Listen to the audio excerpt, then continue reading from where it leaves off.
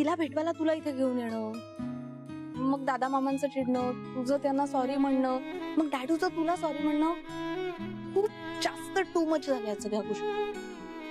पण हे फुल and final शेवटचे नक्की. कशाबद्दल बोलतेस मला काहीच कळत नाहीये. सांगणार, सगळं सांगणार. सांग ना. इथे नाही, टपरीवर. तुला जे सांगायचं असेल ते इथेच सांग. इथे तुझे सगळे मामा आतमध्ये असताना त्याच्यापेक्षा टपरीवर चल, चहा पिता का बोल. सई सई हात सोड ना, कोणतरी बघेल का. नाही सोडणार.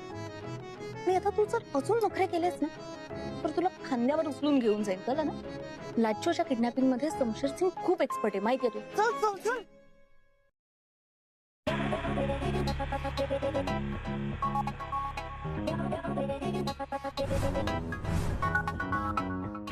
थोडीशी आपुलकी आहे, पण मग जर का आपल्यामुळे तिचं आयुष्य मार्गी लागत असेल तर तुम्हाला काय अडचण आहे मला समजत नाही.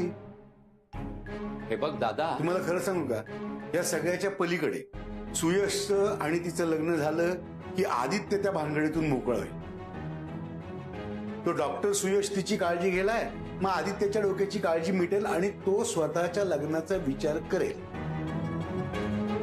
आणि समजा मला किंवा तुम्हाला काही वाटो, पण आदित्य त्याच्या मनाला जे योग्य वाटेल तेच करेल की नाही. बघाल तर विषय संपला.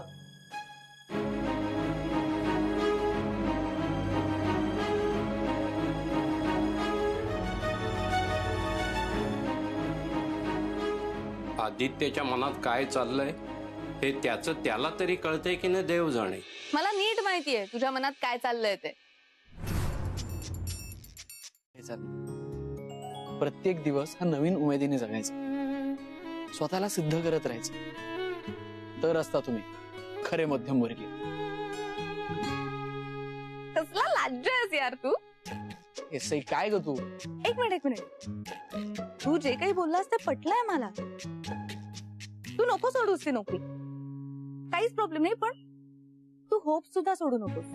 म्हणजे तुला हवं ते काम कर तू, पण मनात इच्छा ठेव मोठं बनण्याची. नोकरीचा मान ठेवून तिथल्या गोष्टी सहन कर तू, पण एक दिवस तुझ्या शब्दाला मान मिळेल असं काहीतरी करून दाखव. आयुष्यभर नोकरी कर तू, पण एक दिवस बॉस बनण्याचं स्वप्न मनात ठेवून. सई, एवढं सगळं मला कसं जमणार ग. का नाही, मी आहे ना. तू जिथे थांबशील ना तिथे मी तुझा हात हातात घेईन आणि तुला पुढे घेऊन जाईन. मी आणि माझा होणारा नवरा आमचं काय ते बघून घेऊ. हेच बघतोय मी, मला हे आवडत नाहीये. बरं चल मी निघते.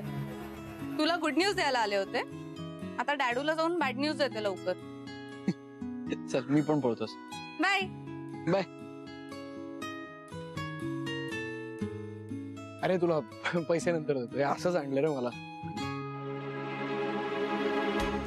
तू इथं काय करतोयस. नाही बघत होतो तुमच्या दोघांचं काय चाललंय ते. तिने तुझा हात काय धरला, धक्का काय मारला. हे आदित्य, लग्नानंतर मला हे असलं काही चालणार नाही, कळलं का. लग्न होणार आहे तुमचं. होणार आहे ना, तू लावून देणारच आमचं लग्न, लक्षात आहे ना. नाहीतर हा आत्ता मी मामांकडे चालू जाऊ. जा जा. आणि काय करतोस, माझी कंप्लेंट करणारस मामांकडे रडत रडत. ए आदित्य, बघ तू असा वागणार असलास ना मला तुझी मदतच नाही करायची. ए अरे नको जाऊस ना. तू इथे काहीतरी चिटिंग करशील नक्की. ए मी कधीच हे चिटिंगचे धंदे करत नाही, कळलं ना. तुझा फोन उचल जा.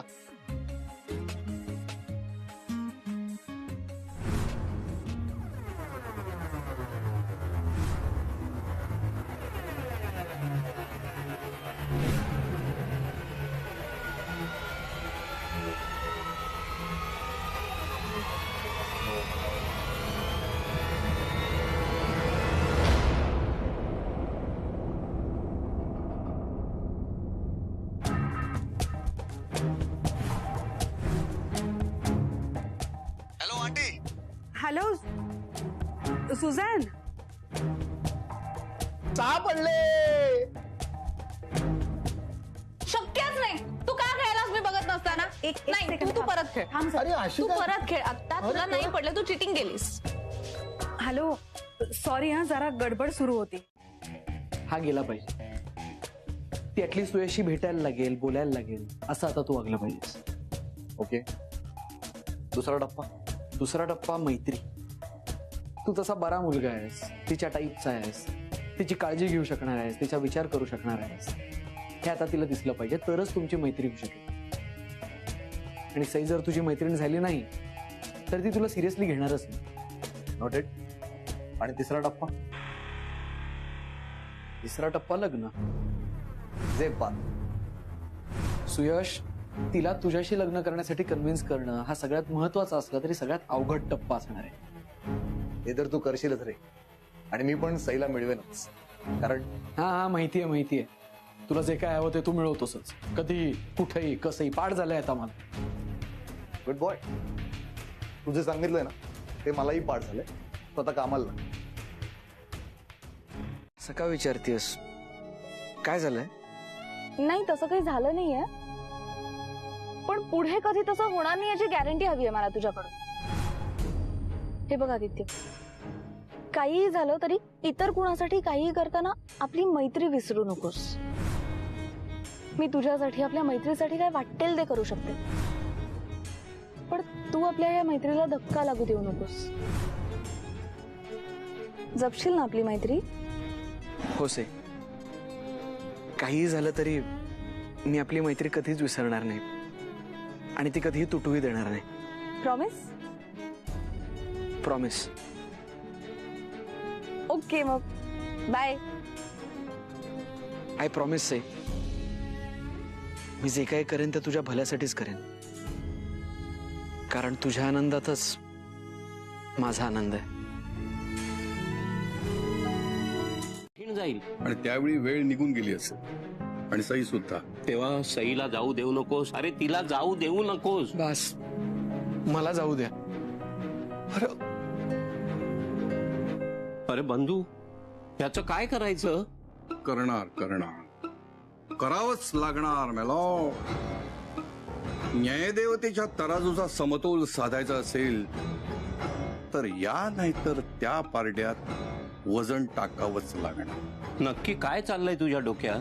डोक्यात नाही, हातात आहे. मी सईला फोन करून सगळं काही सांगून टाकायचं म्हणतोय. तुला काय वाटतं?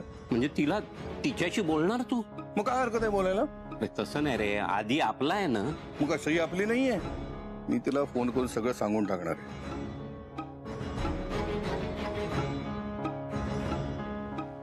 हॅलो सई.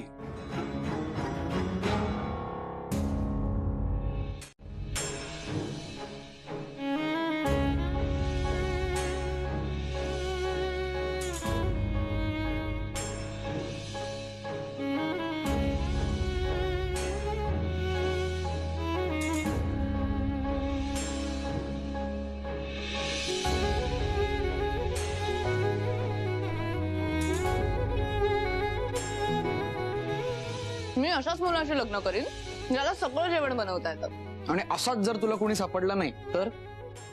मग तू आहेस ना.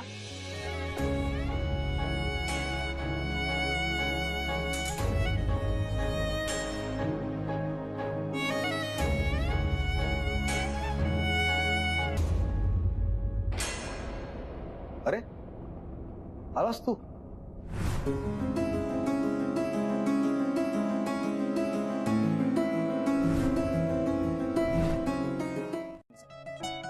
रंग गव्हाण, बांधा मध्यम, स्वभाव बिनधास्त, मनमोकळा आणि आनंदी. सई बिराजदारला समजून घेण्यासाठी तुला काही गोष्टी माहीत असायलाच हव्या. त्यातली पहिली गोष्ट म्हणजे तोंड ओळख. तोंडोळ. Face reading. हो, गॉट इट. असं म्हणतात की बाईच्या मनात काय चाललंय हे ब्रह्मदेवाला सुद्धा ओळखता येत, पण तसं नसतं. आपण जर नीट लक्ष देऊन बघितलं ना तर समोरच्याच्या मनात काय चाललंय हे आपल्याला स्पष्टपणे दिसूही शकतं आणि ऐकूही येऊ शकतं. सईच्या बाबतीतही तसंच आहे. तिचा फेस क्रमांक 1, रागावलेली सई. सुयश, हा फोटो नीट बघ. सईच्या जर नाकपुड्या 2 मिलीमीटरनी फुगल्या आणि डोळे जर 2 मिलीमीटरनी बारीक झाले तर खबरदार. स्वतःचा चिलखत घालून रेडी राहायचं, कारण रिलीज कराल ती हात वर करते, करेक्ट? नाही, मग ती फक्त टाळी द्यायला हात वर घेते. पण ह्यात एवढं महत्वाचं काय? महत्वाचं आहे सुयश, कारण हे जोक तुला आवडो किंवा न आवडो त्यावर तू हसायला शिक. काय आयुष्यात असे खळखळून हसायचे प्रसंग ना फार कमी येतात, पण तुमच्या आयुष्यात जर सही असली ना तर ती या ना त्या मार्गात हे असे क्षण तुमच्या आयुष्यात आणत राहते.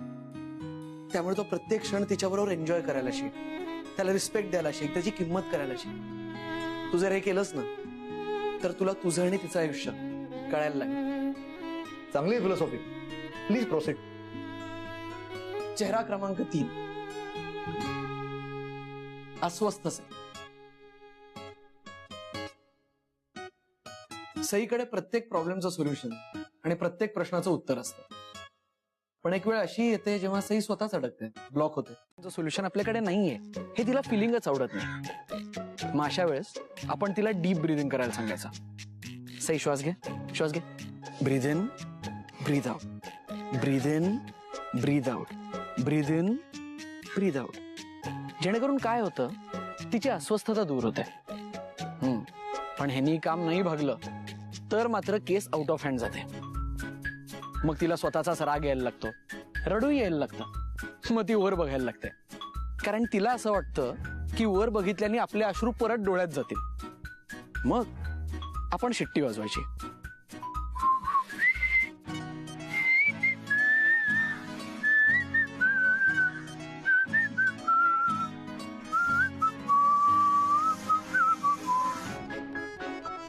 आणि मग ती डिस्ट्रॅक्ट झाली ना की तिला पाणी पाजायचं आणि विषय बदलायचा. आणि त्यांच्या चेहऱ्यावर एवढं टेन्शन काय? टेन्शन कुठे? मला कुठे आलंय टेन्शन? बाई मामा, अहो स्पष्ट दिसतंय तुमच्या चेहऱ्यावर. नाही नाही, म्हणजे माझा चेहराच तसा आहे. आणि संध्याकाळ व्हायला लागली ना की माझा चेहरा असा टेन्शन सारखाच दिसतो. म्हणजे माझी केस असली की त्याला येतं टेन्शन थोडं. पण हे टू मच झालं. टू मच नाही, मचमच झाली आहे घरी. हो.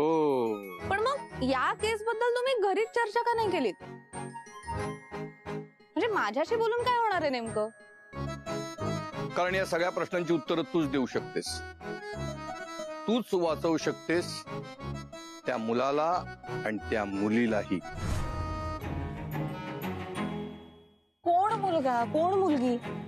तुम्ही हे सगळं बोलणं थांबवा आणि मला मला नीट सांगा, क्लिअरली, स्पष्टपणे सांगा. तिला जर चूक वाटतं तर ती बोलून दाखवते, तेव्हा गुमान ऐकून घ्यायचं. ती वाद घालत असेल तर आपण माज नाही करायचं. तिला बोलायला खूप आवडतं, आपण सगळं ऐकून घ्यायचं. हा, आपल्या मनात जे येईल ते तिला खरं खरं सांगायचं. ती वादळ आहे वादळ, तिला मुठीत धरायचं नाही. पण ती चंचल आहे, तिला भरकटू द्यायचं नाही. ती निरागस आहे, तिला मोठी हो म्हणायचं नाही. ती वेडेपणा करेल तेव्हा तिला शहाणं हो म्हणायचं नाही. तिची प्रत्येक गोष्ट आपल्याला पटत नाही, पण ती कोडं आहे कोडं, जे पटकन सुटत नाही. तुला बरंच माहिती रे सईबद्दल.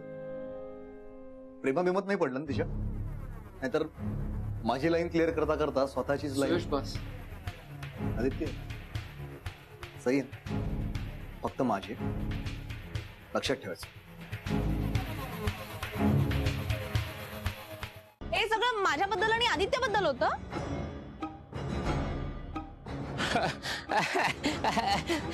तुझ्याबद्दल आणि आदित्याबद्दल.